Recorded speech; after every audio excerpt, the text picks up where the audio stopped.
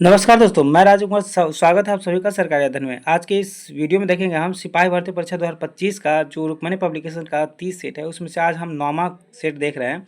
और इससे पहले सारे सेट अवेलेबल हो चुके हैं, तो आप जाके चैनल को विजिट कीजिए और देखिए।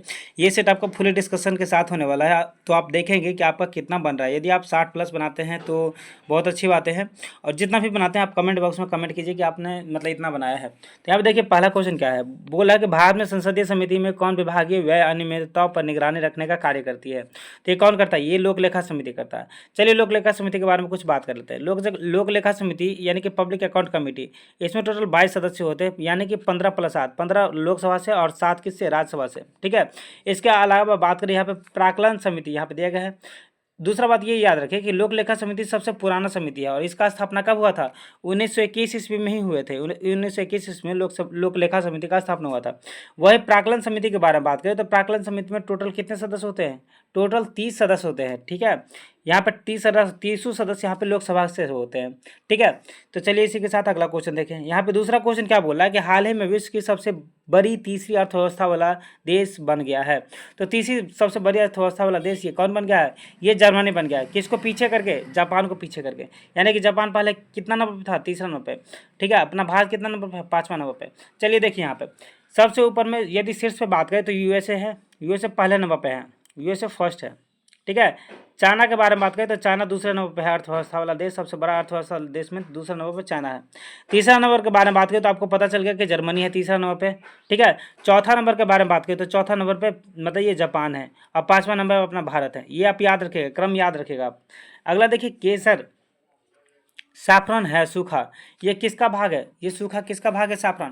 तो ये आपको हो जाएगा वर्तिकाग्र का भाग हो जाएगा। इसको क्या बोलते हैं, स्टाइल बोलते हैं हिंदी इंग्लिश में। यहाँ पे देखिए चौथा नंबर क्वेश्चन क्या है, गोरो निम्न में से किस प्रदेश की जनजाति है। देखिए गारो के बारे में बात कर रहा है, किस प्रदेश की जनजाति है, तो यहाँ पे हो जाएगा त्रिपुरा।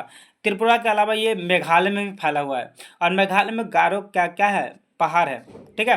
इसके अलावा कुछ जनजाति के बारे में बात करें तो अरुणाचल प्रदेश का जनजाति देखिए, अरुणाचल प्रदेश में आपको मोपा मिल जाएगा, डफला मिल जाएगा, मिसमी मिल जाएगा, और मेची मिल जाएगा। ये पूछा जाता है, बराबर पूछा जाता है। वही मणिपुर के बारे में बात करें तो मणिपुर में कुकी और मैती के बारे में आप अच्छे से जाने होंगे, न्यूज देखते ही होंगे। ठीक है। इसके बाद मिजोरम के बारे में बात करें तो लाखर पावी मीजो, ये सब लाखर पावी मीजो ये सब मिजोरम की जनजाति है। तो यहाँ पे ऑप्शन क्या हो जाएगा, यहाँ पे ऑप्शन तो त्रिपुरा हो जाएगा। बाद बाकी आप जनजाति के बारे में देख लिए। पांचवा क्वेश्चन देखिए, यहाँ पे पांचवा क्वेश्चन बोला किस राज्य में सर्वाधिक चंदन के वृक्ष पाए जाते हैं। तो देखिए सर्वाधिक चंदन के वृक्ष आपको साउथ इंडिया के जितने भी सारे स्टेट है ना, लगभग स्टेट में पाया जाता है, लेकिन उस स्टेट में सभी स्टेट में सर्वाधिक किस में पाया जाता है, तो कर्नाटक में पाया जाता है। इसके अलावा कर्नाटक में सबसे ज़्यादा आपको पूरे देश में सबसे ज़्यादा कॉफ़ी उत्पादन कहाँ होते हैं, कर्नाटक में होते हैं। ठीक है। कर्नाटक में कॉफ़ी उत्पादन किस पहाड़ी पे होते हैं, तो बाबा बुदन के पहाड़ी पे होते हैं। और इसके अलावा ये भी आप याद रखिएगा, भारत में किस किस्म का कॉफ़ी होता है, तो अरेबिका किस्म के कॉफ़ी होते हैं। इतना क्वेश्चन आप याद रखिएगा। आगे देखिए choose the active voice of the following sentence. अब यहाँ पे देखिए कि इसका एक्टिव वॉइस क्या बनाना है, बोला किसका बनाना है, ही वॉज मतलब स्कॉल्डेड बाय द टीचर। ठीक है। स्कॉल्डेड मतलब डांटना। तो यहाँ पे देखिए कि यहाँ पे इसका ऑप्शन क्या हो जाएगा, यहाँ पे हो जाएगा द टीचर स्कॉल्डेड हिम। क्या हो जाएगा, द टीचर स्कॉल्डेड हिम। आगे देखिए 7वां नंबर क्वेश्चन भी इंग्लिश का है। तो यहाँ पे देखिए बोला कि the sang sweetly during the concert in the above sentence identify the part of speech of the word sweetly. Sweetly, sweetly देखिए जब एलवाई लग जाए तो ये एडवर्ब हो जाता है। यहाँ पे बहुत सिंपल है, एलवाई जब भी लग जाए लास्ट में एलवाई दिखेंगे बोलेंगे एडवर्ब है। ठीक है। इस तरह से आपका आंसर सही होगा। करेक्ट द मतलब बोला कि choose the correct suffix in the following sentence. That be is rally form मतलब रेयरली हार्म, रियली हार्म। ठीक है। तो यहाँ पे बोल रहा है क्या, हार्मलेस, यानी कि लेस लगेगा। बी काटना कोई मतलब जो है बात करे कि जो मतलब मक्खी होते हैं वो हार्मलेस से होते हैं। ठीक है। यहाँ पे ये बोलने की कोशिश कर रहा है, हार्म के साथ सफिक्स लगेगा, सफिक्स मतलब बाद में लगने वाला। आगे देखिए 9वां क्वेश्चन देखिए, choose the correct prefix. Prefix मतलब वर्ड के पहले लगने वाला। ठीक है। फॉलोइंग सेंटेंस में आप देखिए ही इज डैश लगा हुआ है रेगुलर इन द क्लास, यानी कि आप क्या होते हैं, रेगुलर के पहले लगा देंगे आई आर, तो यह क्या हो जाएगा, इरेगुलर हो जाएगा। यानी कि 9 का क्या हो जाएगा, सी हो जाएगा। 10वां नंबर क्वेश्चन देखिए, 10वां का क्या बोला है, बोला चूज द करेक्ट स्पेलिंग। ठीक है। इसका क्या हो जाएगा, यहाँ पे रिसीव यहाँ पे पहला हो जाएगा इसका आंसर। यहाँ पे देखिए कि यहाँ पे मैथ्स के क्वेश्चन है, यदि मैथ्स के क्वेश्चन आप बनाएंगे तो यहाँ पे क्या हो जाएगा, 35% हो जाएगा। इसका आपको जल्दी ही डिस्कशन आपको मिल जाएगा, टेलीग्राम ग्रुप पे जाइए और टेलीग्राम ग्रुप आप सर्च कीजिएगा, मेरा सेम नाम है, जो बेसिकली चैनल का नाम है वही नाम सर्च कीजिएगा और सेम लोगो मिल जाएगा आपको, टेलीग्राम ग्रुप पे जाइए। इसके अलावा आपको डिस्कशन में भी मिल जाएगा लिंक, ठीक है, ऊपर डिस्क्रिप्शन में आप देख लीजिएगा, लिंक आपको मिल जाएगा वहाँ पे। इस संख्या को मूल संख्या के अंकों का व्युत्क्रम करने से प्राप्त संख्या का योग 99 है, संख्या ज्ञात कीजिए। तो संख्या कितना हो जाएगा, संख्या हो जाएगा आपका ये 63, ठीक है। आगे देखिए यहाँ पे 13 नंबर क्वेश्चन देखेंगे, तो 13 नंबर का आंसर कितना हो जाएगा, बी हो जाएगा, यहाँ पे 7 हो जाएगा। आगे देखिए अगला 14 नंबर क्वेश्चन देख लेते हैं, ठीक है। तो 14वां क्वेश्चन है, यहाँ पे चतुर्भुज है, चतुर्भुज के आपको 3 डिग्री दिया गया है, कि मतलब 3 कोण का एंगल दिया गया है, चौथा एंगल पूछ रहा है यहाँ पे। तो 14 का कितना हो जाएगा, 14 का आपको बी हो जाएगा, 106 डिग्री। 15 नंबर क्वेश्चन पे आइए, 15 नंबर क्वेश्चन को देखेंगे तो 15 नंबर क्वेश्चन आपका क्या हो जाएगा, इसका बी ऑप्शन हो जाएगा सही, और बहुत हल्के क्वेश्चन है। 16वां नंबर क्वेश्चन देखिए, यहाँ पे बोला हरिवंश राय बच्चन किस युग के कवि थे, ठीक है। तो ये मतलब इसके आंसर देखिएगा, तो इसका आंसर क्या हो जाएगा, यहाँ पे हो जाएगा उत्तर छायावाद युग के। और हरिवंश राय बच्चन के एक बुक के बारे में आपको याद रखना है कि ये मतलब इसके एक मतलब बहुत फेमस बुक हुए थे, कौन सा, मधुशाला, ठीक है, मधुशाला बुक इसके बहुत फेमस हुए थे। यहाँ पे आप आगे याद रखें, साला का पुरस्कार सबसे पहले किसे दिया गया, साला का पुरस्कार सबसे पहले देखिए डॉक्टर रामविलास शर्मा को दिया गया। साला का पुरस्कार किससे संबंधित है, साला का पुरस्कार जो है हिंदी साहित्य से संबंधित पुरस्कार है। आगे देखिए यहाँ पे, अगर देखिए प्रतिवर्ष किस तिथि को हिंदी दिवस के रूप में मनाया जाता है, तो प्रतिवर्ष देखेंगे तो 14 सितंबर को हिंदी दिवस के रूप में मनाया जाता है। 14 सितंबर 1949 ईस्वी के बारे में बात करें तो वहाँ पे पहली बार हिंदी को राजभाषा का दर्जा दिया गया था, और इसी तारीख से हर साल मतलब जो है 14 सितंबर को हिंदी दिवस मनाया जाता है, ठीक है। तो इस तरह से आप ये याद रखिएगा, हिंदी भाषा को राजभाषा का दर्जा कब मिला, तो 14 सितंबर 1949 को मिला। साहित्य अकादमी पुरस्कार प्रारंभ कब से हुआ, ठीक है, तो ये याद रखेंगे, यहाँ पे साहित्य अकादमी पुरस्कार 1955 से प्रारंभ हुआ। निम्न में से कौन सा भिन्न है, यानी कि भिन्न कौन सा है यहाँ पे, तो यहाँ पे देखेंगे आप सी वात जो है ये भिन्न है। अगला देखिए 21 नंबर क्वेश्चन जो रीजनिंग का है, इसका आंसर देखेंगे आप, तो इसका आंसर क्या हो जाएगा, KLMNO, ये हो जाएगा यहाँ पे सही। गुरुत्वीय त्वरण जी का मान मतलब डैश होगा, कितना होगा, जी का मान देखेंगे तो यहाँ पे क्या हो जाएगा, भूमध्य रेखा की तुलना में ध्रुवों पर अधिक होता है, ठीक है, भूमध्य रेखा पे सबसे कम होते हैं और ध्रुव पर सबसे अधिक होते हैं। इसीलिए जितने भी सारे मतलब एरोस्पेस मतलब चीज़ें हैं, जैसे बात करें कि रॉकेट इंजन जो उड़ते हैं, रॉकेट उड़ाया जाता है वो भूमध्य रेखा के आसपास से उड़ाया जाता है। जी का मान यहाँ पे सबसे कम होता है और ध्रुव पे सबसे अधिक होता है जी का मान, ठीक है। जी का मान कितना होता है, 9.8 मीटर पर सेकेंड स्क्वायर, ये भी याद रखिएगा। आगे देखिए कार्य ऊर्जा प्रमेय के अनुसार निम्नलिखित में से कौन सा विकल्प सत्य है, ठीक है। तो यहाँ पे देखेंगे विकल्प बी आपको सही हो जाएगा। किसी वस्तु पर किया गया कार्य उसकी गतिज ऊर्जा के बढ़ाया जा सकता है। गतिज ऊर्जा इक्वल क्या होता है, काइनेटिक एनर्जी इक्वल क्या होता है, हाफ mv², ये भी याद रखेंगे। और पोटेंशियल एनर्जी यानी कि जो एक गतिज ऊर्जा होता है, एक स्थितिज ऊर्जा होता है, ठीक है। स्थितिज ऊर्जा का फॉर्मूला देखेंगे तो mgh होते हैं, और वह गतिज ऊर्जा का फॉर्मूला क्या हो जाएगा, हाफ mv² हो जाएगा, ये भी आप याद रखिएगा। आगे देखिए यहाँ पे मतलब 24वां नंबर क्वेश्चन है, 10 किलोग्राम द्रव्यमान के एक बक्से पर 20 सेकंड तक कार्यरत बल का परिणाम ज्ञात कीजिए। एक बक्से का वेग 5 मीटर पर सेकंड से बढ़ाकर 15 मीटर पर सेकंड कर देता है। तो यहाँ पे इसका मतलब कितना न्यूटन का फोर्स लगेगा, यहाँ पे ये पूछ रहा है। तो यहाँ पे देखेंगे 24 का तो 5 न्यूटन का फोर्स लगेंगे यहाँ पे। आगे देखिए निम्नलिखित में से कौन सा क्रम विद्युत चुंबकीय स्पेक्ट्रम के आवृत्ति के बढ़ते क्रम में है, ठीक है। तो यहाँ पे 25 का क्या हो जाएगा, डी हो जाएगा। माइक्रो तरंग, अवरक्त तरंग, एक्स किरण और गामा किरण, ये तो जान ही गए। यहाँ पे एक चीज़ याद रखें कि एक्स किरण का जो है काम किस में होता है, तो आपको अस्थि को मतलब जो है परखने में होता है। इसके अलावा एक्स किरण का खोज कौन किया था, तो रॉन्टजन ने किया था। गामा किरण आपको पता है कि गामा किरण मतलब जो सबसे ज़्यादा तीक्ष्ण होता है, ठीक है। आगे देखिए यहाँ पे एन प्रारूपीय अर्धचालक शुद्ध जर्मेनियम में अशुद्धता मिलाने पर होता है, अशुद्धि होना चाहिए। यहाँ पे क्या होना चाहिए, तो यहाँ पे होना चाहिए पंच संयोजक होना चाहिए, तब होगा ये, ठीक है। 27 नंबर क्वेश्चन देख लीजिए। 27 नंबर क्वेश्चन देखेंगे तो यहाँ पे लिखा क्या है, लिखा है समांतर क्रम में प्रतिरोधकों के लिए निम्नलिखित में से कौन सा सही है। तो यहाँ पे समांतर क्रम में कभी भी सजाएंगे हैं तो इसका सही क्या हो जाएगा, इनमें से वोल्टता होती है, समान वोल्टता होता है इसका। 28 नंबर क्वेश्चन देखिए, 28 नंबर क्वेश्चन में क्या बोला है, असंतृप्त यौगिक को जलाने से निम्नलिखित में से क्या प्राप्त होता है। जब भी असंतृप्त यौगिक को जलाते हैं तो वहाँ पे क्या मिलता है, पीली ज्वाला मिलता है, ठीक है। आगे देखिए यहाँ पे क्षार के साथ अत्यधिक ऑक्साइड की सभी अभिक्रिया के बराबर निम्नलिखित में से कौन सा कथन सही है। तो यहाँ पे देखेंगे कथन यहाँ पे क्या दिया है, कथन एक दिया है, क्षार के साथ अधात्विक ऑक्साइड की अभिक्रिया से लवण और जल बनता है। कथन 2 क्या दिया है, अधात्विक ऑक्साइड प्रकृति में अम्लीय होते हैं। तो यहाँ पे 29 का क्या हो जाएगा, यहाँ पे 29 का देख लीजिए ऑप्शन, 29 का देखेंगे ऑप्शन, तो यहाँ पे ऑप्शन एक जो है कथन और दोनों, एक और दो दोनों सही है, यहाँ पे ये हो जाएगा। आगे देखिए 30 नंबर में क्या बोला गया है। 30 नंबर में आपको एक साइड में स्तंभ 1 और एक साइड में स्तंभ 2 दिया गया है, ठीक है। इसका देखेंगे आप तो यहाँ पे क्या हो जाएगा, कीटोन, कीटोन क्या हो जाएगा, यदि कीटोन का देखेंगे तो कीटोन का फॉर्मूला होता है AL डैश मतलब CHO, ठीक है। एल्कीन का क्या हो जाएगा 1C और ये डबल बॉन्ड के साथ O के साथ जोड़ता है, एल मतलब एल्डिहाइड का देखेंगे तो EN और मतलब यहाँ पे C मतलब दोनों तरफ C और बीच में डबल बॉन्ड होते हैं, ठीक है। कार्बोक्सिलिक अम्ल का देखेंगे तो ऑक्जेलिक मतलब यहाँ पे ओइक एसिड होते हैं, ठीक है, और यहाँ पे COOH होता है। यानी कि यहाँ पे एल्काइल ग्रुप होंगे, यहाँ पे मतलब एल्को मतलब यहाँ पे ओन ग्रुप होंगे, यहाँ पे एन ग्रुप होंगे और यहाँ पे ओइक एसिड का ग्रुप होगा, ठीक है।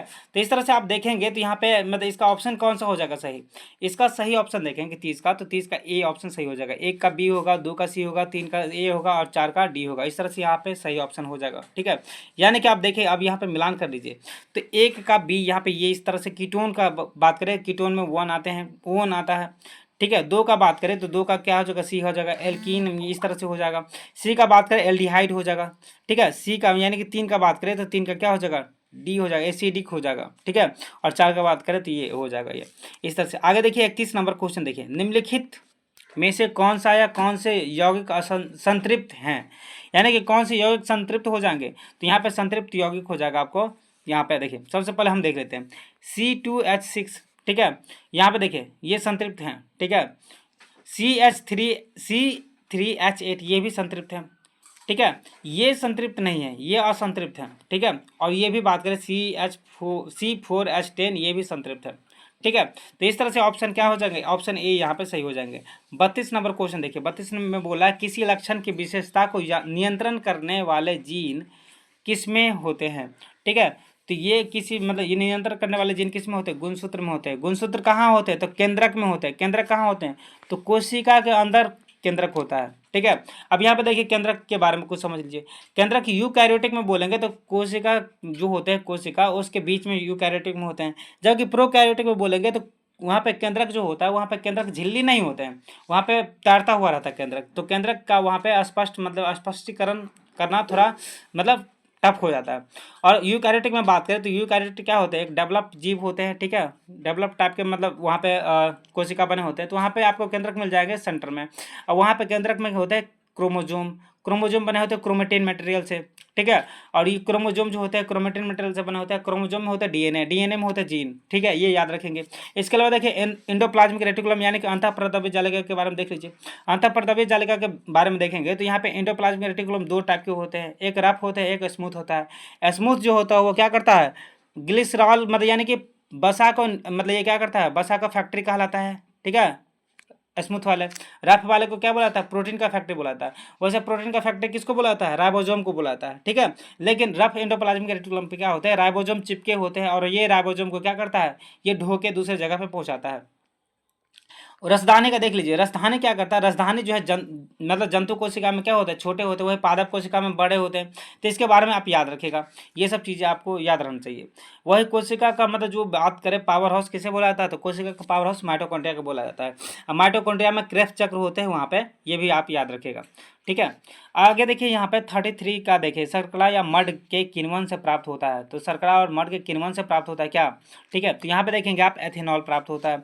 आयोडीन और पोटेशियम क्लोराइड के मिश्रण से आयोडीन को अलग किया जा सकता है। यहाँ पे 34 का क्या हो जाएगा, 34 का हो जाएगा ऊर्ध्वपातन, ठीक है। अब आगे देखिए 35 नंबर क्वेश्चन। 35 नंबर क्वेश्चन पे देखेंगे कोशिका के आंतरिक सभी गतिविधियों और कोशिका के पर्यावरण के साथ अंतः क्रिया प्राय सभी कोशिका में देखी जाने वाली 3 महत्वपूर्ण विशेषता के कारण संभव होती है। वह 3 विशेषता क्या है, ठीक है। तो 35 का देखेंगे तो यहाँ पे हो जाएगा प्लाज्मा झिल्ली, केंद्रक और कोशिका द्रव्य। देखिए प्लाज्मा झिल्ली को ही बोलते हैं क्या, मतलब प्लाज्मा झिल्ली को बोलते हैं आपको कोशिका झिल्ली, ठीक है। और कोशिका झिल्ली क्या होता है, अर्ध पारगम्य झिल्ली होता है, यानी कि इसको किसी चीज़ को जाने देता है, किसी चीज़ को जाने नहीं देता, यानी कि सारे चीज़ को जाने नहीं देता, सिलेक्टिव चीज़ों को जाने देता है, इसलिए इसको इंग्लिश में सिलेक्टिव परमेबल मेम्ब्रेन बोला जाता है। केंद्रक के बारे में आप जानते ही है, केंद्रक के बारे में आपको बताया है। अब कोशिका द्रव्य, जो केंद्रक और कोशिका झिल्ली के बीच में जो एक द्रव्य भरा हुआ रहता है उसको कोशिका द्रव्य बोलते हैं। वह केंद्रक में जो एक द्रव्य भरा होता है उसको केंद्रक द्रव्य बोलते हैं, ठीक है। इस तरह से आप याद रखिएगा। आगे देखिए 35 नंबर के बाद 36 नंबर क्वेश्चन पे आते हैं। 36 नंबर क्वेश्चन देखिए यहाँ पे बोला है क्या, निम्नलिखित में से कौन सी धातु ठंडे जल के साथ अभिक्रिया करती है। तो यहाँ पे 36 नंबर में हो जाएगा या सोडियम। ठीक है, सोडियम ठंडे जल के साथ अभिक्रिया करती है, इसीलिए सोडियम को कहाँ रखा जाता है, मिट्टी के तेल में रखा जाता है। ठीक है, आगे देखिए 37 नंबर क्वेश्चन देखिए, निम्नलिखित में से कौन सी परजीवी नहीं है। तो 37 नंबर क्वेश्चन में देखेंगे तो यहाँ पे केचुए जो है परजीवी नहीं है, बाद बाकी सब ही परजीवी है। केचुए क्या है, डिकम्पोजर है। ये क्या करते हैं, ये किसान का मित्र भी बोला जाता है इसे। आगे देखिए 38 नंबर क्वेश्चन को देखिए, माइक्रोप्लाज्म जिस रोग से संबंध है वह निम्नलिखित में से किन अवयवों को प्रभावित करता है। तो यहाँ पे क्या हो जाएगा, यहाँ पे स्वास्थ्य संबंधी हो जाएगा यहाँ पे आंसर इसका। आगे देखिए 39 नंबर क्वेश्चन देखिए, एक दंत चिकित्सक आमतौर पर निम्नलिखित में से किस दर्पण का उपयोग करता है। तो देखिए दंत चिकित्सक के बारे में देखें तो वो अवतल दर्पण का प्रयोग करता है। अवतल दर्पण क्या करता है, किसी भी इमेज को बड़ा कर देता है। ठीक है, यानी कि आप जैसे जितने बड़े आप लगते हैं, यदि आप अवतल दर्पण देखेंगे तो अपने आप को क्या करेंगे, अपने आप को बड़ा मोटा महसूस करेंगे। वही उत्तल दर्पण के बारे में बात करें तो किसी भी इमेज को क्या करता है, ये छोटा मतलब बना देता है, और ये क्या करता है, बहुत दूर तक ये इमेज को दिखाता है। ठीक है, क्योंकि इमेज छोटे छोटे हो जाते हैं, तो इसीलिए क्या होता है कि बैकलाइट जितने भी सारे मतलब जो मोटर व्हीकल है उसमें बैक मतलब जो मिरर होते हैं, यानी कि साइड मिरर होते हैं, जहाँ से पीछे की चीज़ों को देखा जाता है, उसके लिए क्या होता है, उत्तल दर्पण का प्रयोग होता है। ये आप याद रखिएगा। आगे देखिए, जीव मंडल सुरक्षित क्षेत्र का उद्देश्य है। तो यहाँ पे इसका क्या हो जाएगा, इसका हो जाएगा यहाँ पे देखिए, वन उत्पाद का प्रयोग और विकास, ये सही है। कृषि उत्पाद पर प्रयोग और विकास, ये भी सही है। वन्य भूमि वनस्पति जात और प्राणी जात का परीक्षण, ये भी सही है। इस यहाँ पे उपयुक्त सभी सही हो जाएगा। आगे देखिए, आहार में आयोडीन की कमी से होने वाला क्या है। तो ये आयोडीन की कमी से होता है क्या, घेंघा होता है। ठीक है, और आयोडीन कहाँ से प्राप्त किया जाता है, आयोडीन समुद्र से प्राप्त किया जाते हैं। ठीक है, समुद्री शैवाल से आयोडीन प्राप्त किया जाता है। आगे देखिए, बर्ड फ्लू वायरस के रूप में भी जाना जाता है। किसे जाना जाता है, बर्ड फ्लू वायरस के रूप में। तो यहाँ पे जाना जाता है H5N1 को। ठीक है, ये एक वायरस है। आगे देखिए, यहाँ पे देखिए, द्रव्यमान m और वेग v वाले गतिशील पिंड की गतिज ऊर्जा होती है।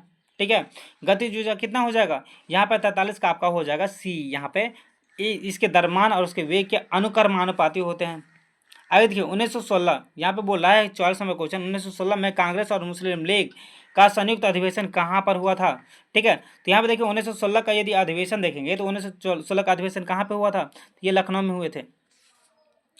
ठीक है, आगे देखिए 45 नंबर क्वेश्चन देखिए, निम्नलिखित स्थानों में से कौन सा 1857 के विद्रोह का महत्वपूर्ण केंद्र नहीं था। ठीक है, तो 45 का देखिए, ये आगरा, ये महत्वपूर्ण केंद्र नहीं था। बाद में कानपुर, झांसी और लखनऊ, लखनऊ से बेगम हजरत महल लड़ रही थी। ठीक है, वही झांसी से बात करें तो रानी लक्ष्मीबाई, और कानपुर से बात करें तो नाना साहब, ये लड़ रहे थे। वही बिहार से बात करें जगदीशपुर से, तो वो क्या कौन लड़ रहे थे, तो ये बाबू वीर कुंवर सिंह लड़ रहे थे। ये आपको याद रहना चाहिए। 46 नंबर क्वेश्चन देखिए, निम्नलिखित में से कौन 19वीं शताब्दी के भारत में समाज सुधारक आंदोलन का अग्रगामी था। ठीक है, तो यहाँ पे 46 नंबर का क्या हो जाएगा, यहाँ पे बी हो जाएगा, राजा राम मोहन राय। राजा राम मोहन राय को राजा की उपाधि किसने दिया था, तो अकबर द्वितीय जो मुगल सम्राट थे, अकबर द्वितीय के बारे में बोल रहे हैं, अकबर के बारे में नहीं, अकबर द्वितीय जो उत्तर मुगल काल के बादशाह हुए उसने दिया था। ठीक है, आगे देखिए 47 नंबर क्वेश्चन देखिए, यहाँ पे 47 नंबर क्वेश्चन बोला है कि एलोरा में सुविख्यात कैलाश मंदिर का निर्माण किस राष्ट्रकूट शासक ने करवाया था। तो यहाँ पे देखेंगे तो ये यहाँ पे कौन से होंगे, राष्ट्रकूट शासक होंगे, कौन, कृष्ण प्रथम हुए थे। और ये एकाश्म मंदिर भी बोला जाता है, क्योंकि एक ही पत्थर को काट के एलोरा के मंदिर को बनाया गया था। यहाँ पे ये भी याद रखिएगा। आगे देखिए 48 में देखिए, गुप्त युग का प्रवर्तक कौन था। तो गुप्त युग के प्रवर्तक को देखेंगे तो यहाँ पे श्री गुप्त यहाँ पे हो जाएंगे, यानी कि गुप्त युग का जो संस्थापक कौन थे, तो श्री गुप्त हो जाएंगे। ठीक है, आगे देखिए, गुप्त युग का सबसे मतलब जो प्रभावशाली शासक था वो समुद्रगुप्त थे। ठीक है, और नालंदा विश्वविद्यालय को गुप्त शासक नहीं बनाया था, तो कुमारगुप्त प्रथम के बारे में याद रखिएगा कि नालंदा मतलब विश्वविद्यालय को कुमारगुप्त प्रथम ने बनाया था। इसी के साथ ये भी याद रखिएगा, नालंदा विश्वविद्यालय के प्रथम वायसराय यानी कुलपति को, मतलब वायसराय नहीं दोस्तों, कुलपति कौन थे, तो नालंदा विश्वविद्यालय के प्रथम कुलपति डॉक्टर APJ अब्दुल कलाम जी हुए हैं। ठीक है, ये नालंदा विश्वविद्यालय को गौरव प्राप्त है। 1900 मतलब यहाँ पे देखिए 49 नंबर क्वेश्चन देखिए, तो 49 नंबर में क्या है, बोला कि रॉलेट कानून किस उद्देश्य से लाया गया था। तो यहाँ पे लाया गया था क्रांतिकारी गतिविधियों पर अंकुश लगाने के लिए लाया गया था। ठीक है, यहाँ पे ये रॉलेट कानून को क्या बोला जाता था, ना अपील ना दलील कानून भी बोला जाता था। ठीक है, और इसी के मतलब विरोध करने के मतलब जो है, इसी के विरोध करने के लिए जलियांवाला बाग में मतलब बेसिकली बहुत सारे भारतीय वहाँ पे जुटे थे, जहाँ पे 19 अप्रैल को वहाँ पे क्या कर दिया गया था, 13 अप्रैल को वहाँ पे मतलब गोली चला दिया गया था, ये भी आप याद रखिएगा। 50 नंबर क्वेश्चन देखिए, विजयनगर साम्राज्य का प्रथम शासक कौन था? ठीक है, जिसने पुर्तगालियों के साथ संधि की। तो ये विजयनगर साम्राज्य कौन था? कृष्णदेव राय था। कृष्णदेव राय के दरबार में अष्टदिग्गज थे। यहाँ पे ही तेनालीरामन के बारे में सुने होंगे। तो अष्टदिग्गज में तेनालीरामन यहाँ पे रहते थे। वह अष्टप्रधान के बारे में बात करें तो शिवाजी, मतलब जो वीर शिवाजी है, ठीक है, मराठा के, तो मराठा के शासक वीर शिवाजी के दरबार में अष्ट प्रधान रहते थे। वही नवरत्न के बारे में बात करें तो नवरत्न अकबर के दरबार में रहते थे। ठीक है, तो इसके बारे में कुछ याद रखिएगा आपका। आगे देखिए 51 नंबर क्वेश्चन देखिए, तो आगरा नगर की स्थापना निम्नलिखित में से किसके द्वारा करवाई गई थी? तो ये सिकंदर लोदी हो जाएंगे। सिकंदर लोदी ने आगरा नगर को स्थापना करवाया था कहाँ पे? तो 1504 ईस्वी में करवाए थे। कब? 1504, ये याद रखिएगा, डेट याद रखिएगा, डेट बहुत बार पूछा जाता है। लेकिन आपको कहीं कहीं पे 1506 दे दिया जाएगा, वो मतलब बेसिकली गलत हो जाता है। जैसे हम यहाँ पे देखें डिस्कशन में, तो यहाँ पे 1506 दिया गया है, तो ये गलत है, आप उसको देख के सुधार कर लेंगे। आगे देखिए 52 नंबर क्वेश्चन देखिए, भारतीय मानक समय IST यमोत्तर रेखा किस राज्य से नहीं गुजरती है? ठीक है, तो देखिए यहाँ पे 52 नंबर क्वेश्चन देखेंगे तो 52 नंबर में यहाँ पे महाराष्ट्र से नहीं गुजरती है। इसके अलावा आंध्र प्रदेश से गुजरता है, छत्तीसगढ़ से गुजरता है, उत्तर प्रदेश से गुजरता है, उड़ीसा से भी गुजरते हैं, ये आप याद रखिएगा। ठीक है, उड़ीसा से गुजरते हैं, छत्तीसगढ़ से गुजरते हैं, आंध्र प्रदेश से गुजरते हैं और उत्तर प्रदेश से गुजरते हैं। ठीक है, और उत्तर प्रदेश के बात करें मिर्जापुर का, तो वहाँ पे 82.5 डिग्री देशांतर पे क्या किया गया है? IST को मतलब यहाँ पे मतलब अपना टाइम जोन मान लिया गया है। यानी कि हम लोग का जो टाइम जोन है वो कहाँ से लिया गया है? मिर्जापुर से लिया गया है। आगे देखिए यहाँ पे द्वितीय विश्व युद्ध का अंत कब हुआ? ठीक है, तो द्वितीय विश्व का अंत जो है 1945 में हुआ। और ये शुरुआत कब हुए थे? 1939 से ही शुरुआत हुए थे। देखिए ये 1939 से 1945 तक, यानी कि 6 वर्ष तक द्वितीय विश्व युद्ध चले थे। इस तरह से ऑप्शन क्या हो जाएगा? यहाँ पे ऑप्शन सी सही हो जाएगा। द्वितीय विश्व युद्ध का प्रारंभ किस तरह से हुआ? पोलैंड पे आक्रमण करने के, जर्मनी के द्वारा पोलैंड पे आक्रमण किया गया, इसी तरह से द्वितीय विश्व युद्ध का प्रारंभ हो जाता है। इसका यहाँ पे पूछा जाता है, निम्नलिखित में से किस अवधि के दौरान बंगाल की खाड़ी में बार बार उष्णकटिबंधीय चक्रवात आते रहते हैं? ठीक है, तो 54 का देखेंगे तो 54 का ए हो जाएगा। अक्टूबर नवंबर महीने में बार बार मतलब ये उष्णकटिबंधीय चक्रवात आते रहते हैं यहाँ पे। 55 का देख लीजिए, 55 का बोला सीमेंट उद्योग में कच्चे माल के रूप में किन खनिज का प्रयोग किया जाता है? तो कच्चे माल के रूप में बात करें तो यहाँ पे उपयुक्त सभी हो जाएगा, यानी कि चूना पत्थर हो जाएगा, अल्मुना हो जाएगा और सिल्का हो जाएगा। इसके बाद जिप्सम भी होते हैं। जिप्सम क्या करता है? मतलब ये सीमेंट को जमने से बेसिकली क्या करता है, मतलब उसके समय को कम कर देता है, यानी कि सीमेंट को जमने नहीं देता जल्दी से। इससे क्या होता है कि सीमेंट मतलब सीमेंट के साथ में मतलब ईंट का पकड़ बनता है, चाहे गिट्टी का पकड़ बनता है, धीरे धीरे जमेगा तभी तो पकड़ बनेगा। इसके अलावा जिप्सम भी यहाँ पे प्रयोग होता है, ये भी आप याद रखिएगा। जिप्सम का प्रयोग प्लास्टर ऑफ पेरिस बनाने में भी किया जाता है, ये भी आप याद रखिएगा। जिप्सम का सूत्र होता है CaSO4 का होल 2, मतलब इसका सूत्र आप देख लीजिएगा, कमेंट बॉक्स में आप बताइएगा। ठीक है, थोड़ा दिमाग से उतर रहे हैं यहाँ पर। आगे देखिए 56 नंबर क्वेश्चन देखिए, यहाँ पे वायुमंडल के अध्ययन को क्या कहा जाता है? वायुमंडल के अध्ययन को बोले तो यहाँ पे मेट्रोलॉजी कहा जाता है यहाँ पे। ठीक है, इसके बाद इकोलॉजी पर्यावरण होता है। ठीक है, पर्यावरण का अध्ययन को इकोलॉजी बोलते हैं। आगे देखिए यहाँ पे 57 नंबर क्वेश्चन देखिए, फेमा विदेशी मुद्रा प्रबंधन अधिनियम को अंतिम रूप से लागू किया गया, वो वर्ष क्या है? तो यहाँ पे वर्ष बोला है, तो यहाँ पे वर्ष क्या हो जाएगा? 2002 हो जाएगा, ऑप्शन बी यहाँ पे सही हो जाएगा। 58 नंबर क्वेश्चन देखिए, यहाँ बोला चांद पर स्पेस क्राफ्ट की सफल सॉफ्ट लैंडिंग करने वाला विश्व का 5वां देश बना है, तो ये विश्व का 5वां देश ये बन जाएगा जापान। आगे देखिए यहाँ पे अगला क्वेश्चन देखिए, मुद्रा अवमूल्यन अधिक हितकारी होगा यदि यदि क्या? आयातकों के लिए निर्यात के मूल्य सस्ते हो जाए तब।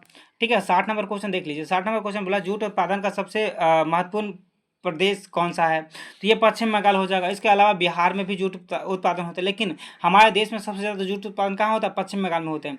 आगे देखिए भारत में वन अनुसंधान संस्थान कहाँ पे है? तो भारत में वन अनुसंधान संस्थान के बारे में बात करें तो ये देहरादून में हो जाएगा। ठीक है, आगे बात करिए यहाँ पे भोपाल, मतलब 62 नंबर है, भारतीय संविधान के अनुच्छेद 44 का उद्देश्य क्या है? ठीक है, अनुच्छेद 44 का उद्देश्य देखेंगे तो यहाँ पे क्या हो जाएगा? भारत के राज्य क्षेत्र में नागरिकों के लिए समान नागरिक संहिता सुनिश्चित करना। और इस तरह से भारत का मतलब बात करें तो पहला राज्य कौन बन गया जो समान नागरिक संहिता को लागू किया है? वो मतलब आपको ये उत्तराखंड बन जाएगा। वही बात करें कि भारत में सबसे पहले मतलब समान नागरिक संहिता शुरुआत से ही कहाँ पे लागू है? तो वो है गोवा। गोवा में शुरुआत से ही समान नागरिक संहिता लागू है। बाद बाकी स्टेट में बात करें तो वहाँ पे समान नागरिक संहिता अभी लागू नहीं है दोस्तों। ठीक है, आगे देखिए यहाँ पे बोला कि 2006 में बिहार पंचायत राज अधिनियम के अनुसार ग्राम सभा की स्थापना के लिए आबादी की शर्त क्या है। तो यहाँ पे बात करें तो इसका आबादी का शर्त क्या हो जाएगा, 7,000 हो जाएगा। ग्राम पंचायत बनाने के लिए 7,000 लोग होना चाहिए, ये बात समझ लीजिए, आप याद रखिए शॉर्टकट में। भारत में लोकसभा के सदस्यों की अधिकतम संख्या कितनी निर्धारित की गई है। तो लोकसभा सदस्यों की संख्या अधिकतम क्या है, 550 निर्धारित किया गया, अधिकतम 550 होना चाहिए। ठीक है, आगे देखिए, वर्तमान में संघ लोक सेवा आयोग यूपीएससी के अध्यक्ष कौन है। तो 65 का यहाँ पे प्रीति सूदन हो जाएगा यहाँ पे इसका आंसर। संघीय मंत्रिमंडल की बैठक का अध्यक्षता कौन करता है। तो इसका मतलब क्या हो जाएगा, 66 का हो जाएगा सी, प्रधानमंत्री करते हैं। ठीक है, आगे देखिए, आगे आगे लिखा है धर्मनिरपेक्ष शब्द भारत के संविधान की उद्देशिका प्रस्ताव का एक भाग है। ठीक है, तो यहाँ पे 67 का हो जाएगा आपका क्या, डी हो जाएगा। 42वें संविधान संशोधन के बाद, अब 42वें संविधान संशोधन जो किया गया, तो धर्मनिरपेक्ष को कहाँ पे जोड़ा गया, तो ये जोड़ा गया प्रस्तावना में। ठीक है, तो धर्मनिरपेक्ष अपने संविधान के किस कहाँ पे लिखा गया है, तो प्रस्तावना में 42वें संविधान संशोधन के तहत लिखा गया है, ये बात याद रखिएगा। 42वां संविधान संशोधन किस वर्ष हुआ था, तो 1976 में हुए थे। कब हुए थे, 1976 में 42वां संविधान संशोधन किसके काल में हुए थे, तो इंदिरा गांधी के काल में हुए थे, ये भी आप याद रखिएगा। भारत संविधान में पहली बार संशोधन कब किया गया था, तो ये पहली बार संशोधन बात करें तो जस्ट ही किया गया था, यानी कि 1951 में किया गया था। जैसे संविधान लागू हुआ वैसे संविधान संशोधन हुआ। और इसके तहत क्या हुआ, 9वीं अनुसूची को जोड़ा गया। कौन से, 9वीं अनुसूची। ठीक है, मतलब जब संविधान बने तो 8वीं अनुसूची था, 9वीं अनुसूची को पहला संविधान संशोधन के तहत जोड़ा गया। इसमें भू मतलब संबंधित मतलब नियमों को इसमें उल्लेख किया गया। चलिए 69वां नंबर क्वेश्चन देख लीजिए। बोला कि तेलुगु स्वाभिमान का नारा किस राज्य में दिया गया। तो यहाँ पे 69 नंबर क्वेश्चन का देखेंगे तो यहाँ पे आंध्र प्रदेश में दिया गया। आंध्र प्रदेश में तेलुगु भाषा चलते हैं, वही तमिलनाडु में तमिल भाषा चलते हैं, केरला में बात करें तो मलयालम भाषा चलते हैं, कर्नाटक में बात करें तो कन्नड़ भाषा चलते हैं, लक्षद्वीप में बात करें तो मलयालम भाषा चलते हैं। ये कुछ याद रखिएगा, यहाँ से क्वेश्चन बनते हैं। आगे देखिए 70 नंबर क्वेश्चन देखिए, गैर संस्थागत वित्त प्रदान करने वाला प्रमुख संसाधन मतलब प्रमुख साधन है। ठीक है, तो यहाँ पे 70 का ए हो जाएगा, देसी बैंकर हो जाएगा। आगे देखिए एटीएम का अर्थ क्या होता है। एटीएम का अर्थ होता है ऑटोमेटिक टेलर मशीन होता है। इसका यदि हिंदी में बात करें तो हिंदी में क्या हो जाएगा, स्वचालित टेलर मशीन हो जाएगा। ऑटोमेटिक का क्या होता है, स्वचालित होता है। तीसरा से यहाँ पे ये याद रखेगा। आगे देखिए यहाँ पे आपको एक गद्यांश दिया गया होगा। ठीक है, गद्यांश यहाँ पे कुछ बड़े हैं। ठीक है, यहाँ पे देख लीजिए थोड़ा और मतलब हम छोटा कर देते हैं ताकि आपको स्पष्ट दिखाई दे। यहाँ से गद्यांश शुरू है और यहाँ पे आगे खत्म है। चलिए अब गद्यांश का शीर्षक आप पढ़ लेंगे और गद्यांश का शीर्षक यहाँ पे मिलाते हुए चलेंगे क्या है। तो 72 का आप लोग बताते हुए चलेंगे, कमेंट बॉक्स में बताइएगा कितना आप सही किए हैं। तो 72 का देखेंगे तो 72 का क्या हो जाएगा, बी हो जाएगा। यहाँ पे शीर्षक क्या हो जाएगा, प्रसन्नता एक वरदान, ये हो जाएगा। 73 नंबर का हो जाएगा यहाँ पे क्या, 73 का देखिए हंसी भीतरी आनंद की बाहरी चिन्ह है। ठीक है, आज से स्पष्ट कीजिए। तो यहाँ पे 73 का हो जाएगा आपका सी। ठीक है, हंसी मन का आनंद से बाहर प्रकट करती है। ठीक है, आगे देखिए 74 नंबर क्वेश्चन देखिए यहाँ पे। तो बोला है कि आनंद को प्रबल इंजन क्यों कहा जाता है, यानी कि आनंद को जो है प्रबल इंजन क्यों कहा जाता है। तो 74 का क्या हो जाएगा, 74 का हो जाएगा वह जीवन के सुख और दुख दूर करता है। ठीक है, जीवन में जो भी सुख है उसको दुख दूर करता है। ठीक है, आगे देखिए यहाँ पे 75 नंबर क्वेश्चन देखिए। यहाँ पे 75 नंबर का क्या हो जाएगा, यहाँ पे मिलान करने वाला मुहावरा दिया गया है। तो यहाँ पे ए का जो है 4 हो जाएगा। ठीक है, यानी कि आस्तीन का सांप यानी कि धोखेबाज दोस्त। ठीक है, बी का हो जाएगा 1 यानी कि ईद का चांद होना, बहुत कम दिखाई देना। इस तरह से आप देखिए ए का 4 बी का 1 इसमें है, बाद बाकी किसी में नहीं है। तो इस तरह से आप ये ऑप्शन टिक कर लेंगे, बाद बाकी आपको मतलब इस तरह से देखिए जब भी मिलान करने वाला हो ना, 2 मिलान कर लेंगे, बाद बाकी सब अपने आप हो जाएगा। राजा ने चोर को मृत्युदंड की सजा दी। ठीक है, यहाँ पे 76 का क्या हो जाएगा, 76 का हो जाएगा सी, यहाँ पे सजा दी, ये वाक्य में त्रुटि है। आगे देखिए भुजा एक बहुवचन क्या है, भुजा का बहुवचन क्या है। भुजा का बहुवचन हो जाएगा क्या, बताइए। भुजा का बहुवचन हो जाएगा भुजाएं। वचन किसके लिए प्रयोग किए जाते हैं, वचन किसके लिए प्रयोग किए जाते हैं, तो वचन किए जाते हैं आपको संज्ञा के लिए प्रयोग। ठीक है, आगे देखिए 79 नंबर क्वेश्चन देखिए, देख दशा रघुवीर की वृक्ष फूट फूट कर रोए, इसमें प्रयुक्त अलंकार कौन से हैं। ठीक है, यहाँ पे अलंकार पूछा गया है, यहाँ पे मानवीकरण हो जाएगा, क्या हो जाएगा, मानवीकरण। ठीक है, आगे देखिए 80 नंबर क्वेश्चन देख लीजिए। यहाँ पे 80 नंबर क्वेश्चन बोला चंद्रमा का पर्यायवाची क्या होता है। चंद्रमा का पर्यायवाची क्या हो जाएगा, यहाँ पे देखिए चंद्रमा का पर्यायवाची नहीं है, ये पूछा गया है। तो देखिए चांद यहाँ पे है, ठीक है, शशि भी यहाँ पे है और यहाँ पे विधु भी हो जाएगा। तो 80 का क्या होना चाहिए, सूत होना चाहिए। सूत यहाँ पे पर्यायवाची नहीं होगा, बाद बाकी ये तीनों है।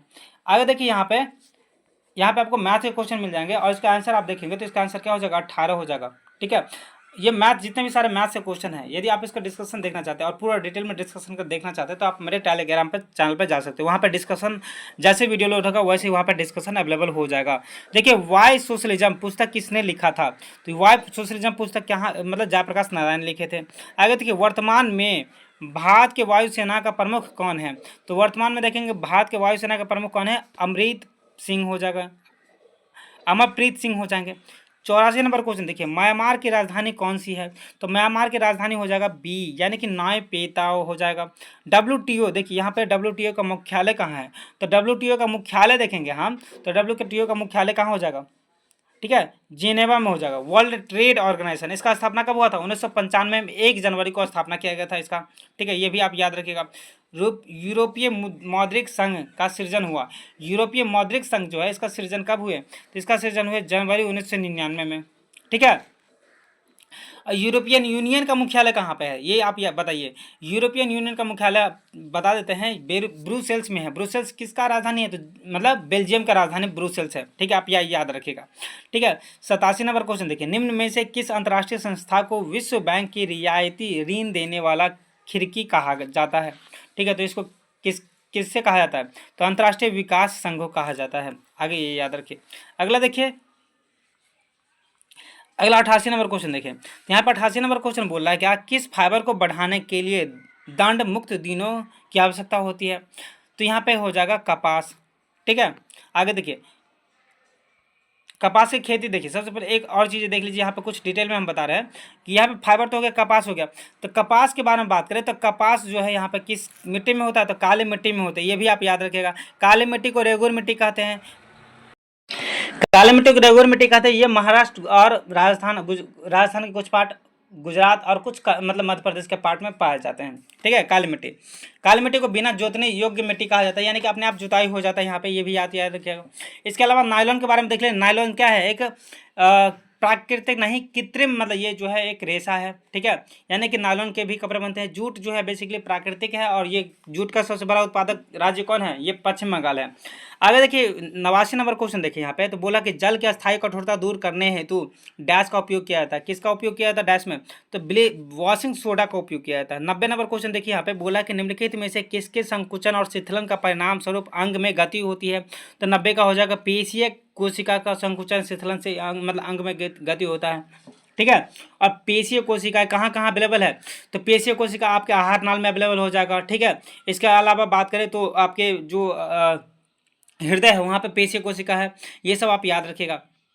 आगे देखिए 91 नंबर क्वेश्चन देखिए, एक वर्णांध व्यक्ति में किस रंग की पहचान करने की क्षमता नहीं होता है, तो यहाँ पे देखेंगे ऑप्शन डी, यहाँ पे हरे और लाल ये हो जाएगा यहाँ पे। और ये क्या होता है, ये जन्मजात होते हैं, यानी कि पीढ़ी दर पीढ़ी ये चीज ये रोग चलते रहते हैं। 92 नंबर देखिए, निम्नलिखित में से कौन सा क्लोराइड का एक गुण नहीं है, तो 92 का देखेंगे तो क्लोराइड एक समांगी मिश्रण है, ये नहीं होगा। 93 नंबर क्वेश्चन देखिए, 93 नंबर देखेंगे, किस विख्यात समाज सुधारक द्वारा ज्ञान योग कर्म योग तथा राजयोग नामक पुस्तक लिखी गई, ये बहुत ही ज़्यादा इंपॉर्टेंट क्वेश्चन है, बहुत बार पूछा गया। तो ये स्वामी विवेकानंद के द्वारा लिखा गया था। और स्वामी विवेकानंद के बारे में बात करें तो स्वामी विवेकानंद मतलब धार्मिक सम्मेलन कहाँ हुआ था जिसमें भाग लिए थे, तो ये 1893 में शिकागो में हुए थे। शिकागो कहाँ है, USA में है, तो ये आप याद रखेंगे। 1893 का डेट आपको याद रहना चाहिए, ठीक है। तो आगे देखिए यहाँ पे अगला क्वेश्चन देखिए, तो यहाँ पे 8 मार्च 2025 तक प्रथम सौर्य वेद नाम उत्सव का आयोजन कहाँ किया जाएगा, तो कहाँ किया जाएगा, यहाँ कहाँ किया गया है, तो ये देखेंगे आप, तो यहाँ पे बी, यहाँ पे मोतिहारी यानी कि मतलब बिहार में होगा। ये आपको बहुत ज़्यादा इंपॉर्टेंट क्वेश्चन है, आपको पूछा जा सकता है, करंट अफेयर का है। 3 मार्च 2025 को कौन सा दिवस मनाया जाता है, तो 3 मार्च 2025 को कौन सा दिवस मनाया गया, ठीक है। तो यहाँ पे आप देखेंगे तो विश्व वन्य जीव दिवस हर साल ये मनाया जाता है 3 मार्च को, ठीक है। आगे ये याद रखिए। आगे देखिए find the error in the given sentence, यहाँ पे सेंटेंस क्या दिया है, he was elected as chairman of the college, यहाँ पे ईरर कहाँ पे है, तो ईरर बोला तो ईरर चूज करना है आपको, तो यहाँ पे क्या हो जाएगा, यहाँ पे हो जाएगा एज द चेयरमैन, ये यहाँ पे गलत है। 97 नंबर क्वेश्चन देखिए, 97 नंबर क्वेश्चन बोला choose the correct option in the following sentence, यहाँ पे ऑप्शन मतलब यहाँ पे क्या दिया गया, hard working people always succeed dash what ever they do, तो यहाँ पे 97 क्या हो जाएगा, इन हो जाएगा, यहाँ पे क्या भरा जाना चाहिए, इन भरा जाना चाहिए। आगे देखिए 98 नंबर क्वेश्चन देखिए, he waited with dash breath for the door to open. यहाँ पे क्या होगा, डैश की जगह पे क्या भरा जाएगा, तो यहाँ पे डैश की जगह पे बात करें तो बेटेड भरा जाएगा। ये आप याद रखिएगा, बेट मतलब क्या होता है, काटना होता है, ठीक है। तो यहाँ पे हो जाएगा बेटेड, ब्रेथ फॉर द डोर, ठीक है।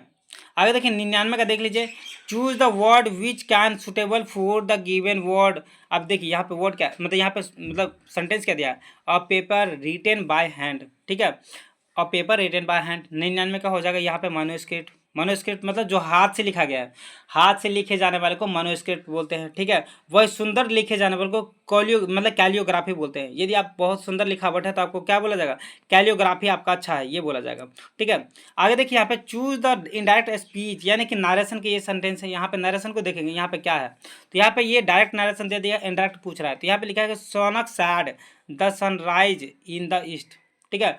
यहाँ पे इसका क्या हो जाएगा, 100 के यहाँ पे हो जाएगा Shaunak sad that the sunrises in the east, ये इसका आंसर हो जाएगा। इसी के साथ आपका 100 क्वेश्चन कंप्लीट हुआ। मतलब अच्छा लगा तो आप कमेंट बॉक्स में आप बताइए कि कितना क्वेश्चन आप बनाएं, और यदि आप डिस्कशन चाहते हैं तो टेलीग्राम ग्रुप पे जाइए और वहाँ पे डिस्कशन आपको अवेलेबल हो जाएगा। धन्यवाद।